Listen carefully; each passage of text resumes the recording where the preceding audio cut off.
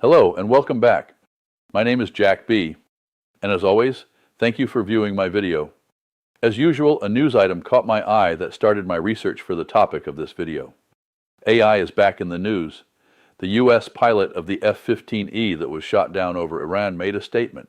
He reported witnessing a shocking formation similar to a jellyfish, where multiple drones moved as a single coordinated unit. Smaller drones were observed clustering under larger central ones, behaving like a mesh network designed to saturate airspace and overwhelm air defenses. Iran is utilizing AI to generate complex real-time flight plans. This autonomous routing allows drones to bypass radar tracking and adjust trajectories without requiring constant communication with a human operator. Intelligence assessments reveal that Iran's advancements in AI and swarm technology have been bolstered by strategic cooperation with Russia and China.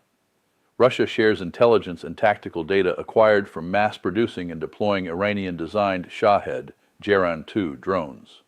This is another aspect of Iran's military capability to possibly render the advanced, more powerful U.S. military to be neutralized. The U.S. ought to be developing methods to neutralize these cheap, low-tech drones controlled by high-tech software. On another front, the U.S. federal government has forbidden the sale of powerful AI to foreign nationals. They issued an export control directive that forbade Anthropic from providing foreign nationals access to its most advanced AI models, Fable 5 and Mythos 5. These two are the most powerful AI tools that can hack anything in the world, from hospitals, financial institutions, the military, the government, to any security service. The government cited national security concerns, reportedly triggered by evidence that the anti-hacking guardrails on Fable 5 could be bypassed to identify software vulnerabilities. Because the restrictions apply globally to anyone outside the U.S., even to foreign nationals working for Anthropic. Anthropic has temporarily disabled both models for all users worldwide. The AI hacking issue is a worldwide concern. The Five Eyes Intelligence Alliance, U.S., U.K., Canada, Australia, and New Zealand, warned that highly advanced frontier AI models capable of conducting devastating cyber attacks on governments and businesses could reach the public within months, not years. Agencies stated AI significantly accelerates the speed and scale of cyber threats, compressing the window between when a vulnerability is discovered and when it gets exploited. These items clearly identify the potential security and safety issues to all Americans. In the past, we have looked at the direct dangers of AI to the public, but other branches of danger in the rabbit hole have become apparent. The sheer number of existing and planned AI data centers, the actual size, footprint of the facility, and the manufacture of the materials for the infrastructure of the AI data center, or campus as the proponents like to call the data centers, are also overlooked dangers. Currently, there are over 4,000 AI data centers operational within the U.S. There are over 1,500 new data centers planned. This number includes the typical data center as well as the new version called the AI Hyperscale sites. Corporations have found that the megawatt sites have become inadequate and now require gigawatt sites called hyperscale sites. There are over 670 planned hyperscale and co-location data center projects in the U.S. Their capacity needs require unprecedented levels of power and resources. Driven by generative AI, this pipeline is expected to bring over $600 billion in infrastructure investment and use more than 129 gigawatts of new power over the next few years. 100 megawatt facilities used to be the gold standard. The intensity of AI training has necessitated a shift to massive gigawatt megacenters. There are at least 5 gigawatt-scale AI data centers that are slated to come online. Hypercenter projects such as Meta's 5-gigawatt Hyperion campus in Louisiana and Fermi America's 11-gigawatt Hypergrid in Texas represent a new tier of massive AI infrastructure. Power availability is a bottleneck. Despite massive capital spending from tech giants such as Amazon, Microsoft, Google, and Meta, the power pipeline is heavily backed up. 30 to 50% of U.S. data centers planned are facing delays or cancellations. Grid connection delays stretch for 4 to 5 years. In addition, power equipment such as transformers and switchgear require massive lead times, and local grid capacities are heavily overburdened. Massive hyperscale AI data centers cause numerous concerns and huge impacts upon local residents, as well as statewide residents in some cases. Power requirements and safety, cooling and water, heat generation and the environment, and the sprawling footprint and land consumption and pollution are just some of the concerns. A massive 40,000-acre AI data center project called Stratos is planned for rural Box Elder County in northwest Utah. Backed by TV investor Kevin O'Leary, the facility aims to generate and consume 9 gigawatts of power, making it one of the largest AI campuses in the world. Stratos will generate its own power. The initial phases of the center are slated to be powered by an on-site utility-scale natural gas plant. The completed site will require 9 gigawatts.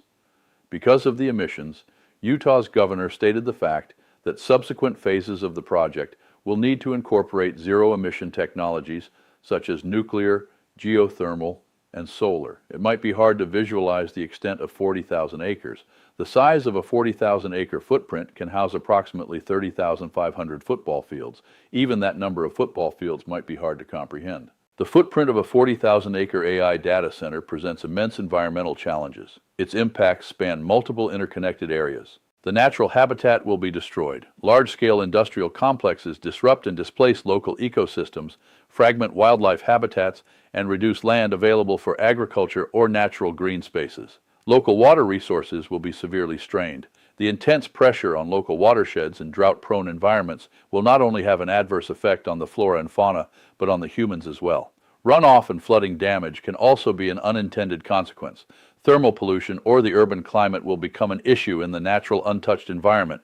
This huge complex will generate a massive amount of waste heat. Experts express concern that this heat could create local air circulation changes, potentially forming an artificial urban heat dome or microclimate. In addition to constructing the Stratos data center, Utah is seeking further significant growth in cloud and AI infrastructure. They have plans to build 3 other large data centers in cities like West Jordan, Provo, and Eagle Mountain. More power requirements. Everyone seems to understand that the cooling of the facilities will be a drain on power and water, in addition to having an adverse impact upon the environment. But there is another power-hungry element of the data center. These power-hungry devices are called accelerator chips. They are power-intensive and generate massive amounts of heat. Accelerator chips, often referred to as AI accelerators, are specialized microprocessors designed to handle artificial intelligence and machine learning workloads much faster and more efficiently than general-purpose CPUs. Instead of processing tasks in a sequential manner, accelerator chips use parallel processing. They are custom-built to perform the specific mathematical equations, such as matrix multiplications, that form the foundation of training and running AI models. There are 3 types of accelerator chips. 1. GPUs, graphics processing units. Originally built for rendering images, their massive parallel processing capability makes them highly versatile for AI development. 2. TPUs, tensor processing units, purpose-built by Google for enterprise-level machine learning and massive data center workloads. 3. NPUs, neural processing units, designed for consumer devices like AI PCs and smartphones to run AI tasks locally without needing to send data to the cloud. Accelerator chips power everything from cloud-based AI assistants such as ChatGPT or Claude to local PC features, real-time video processing, and autonomous vehicles. The physical size of an AI accelerator chip in a data center varies depending on its architecture, ranging from the size of a postage stamp for a single standard chiplet up to a dinner plate for an entire silicon wafer. To understand the space these chips occupy within the physical data center, it is helpful to look at the servers themselves. A typical system which houses 8 accelerator chips measures roughly 14 by 19 by 35 inches, making its physical footprint equivalent to a large desktop PC tower. Current AI data centers contain between 10,000 and 100,000 plus accelerator chips. However, there is no single fixed number, as the total relies entirely on the facility's scale.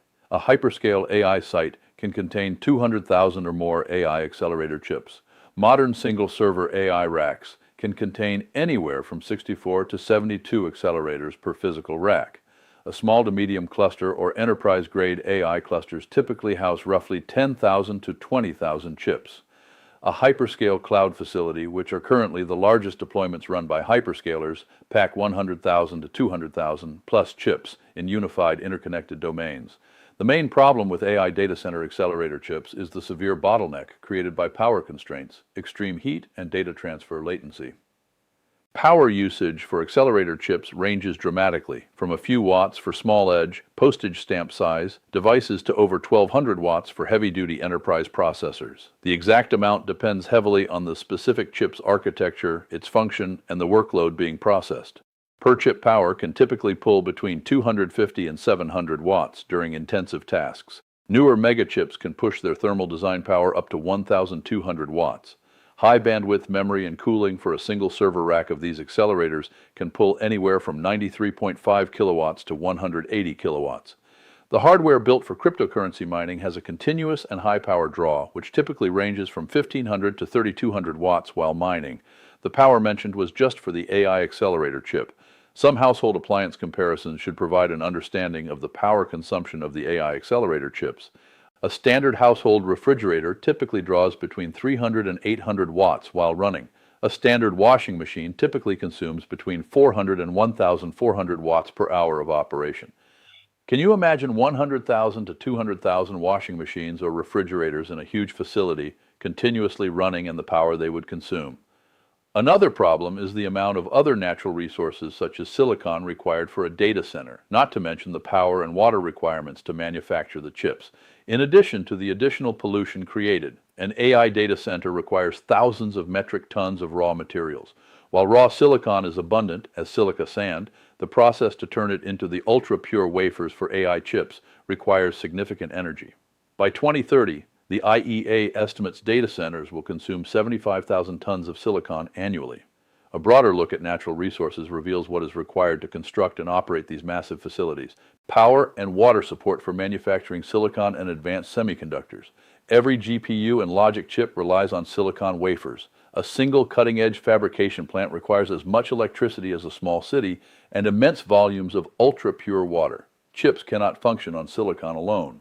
They require critical trace elements like gallium, used for high-speed circuitry, and germanium, vital for optical transceivers. Demand for gallium in data centers is projected to surge to over 10% of global output. Copper is the lifeblood of data center electrical and cooling infrastructure. A hyperscale data center campus can contain as much copper as an entire mid-sized mine produces in a year. A typical 80 to 100 megawatt site can require over 2,100 tons of copper to link thousands of power-dense servers and advanced cooling systems.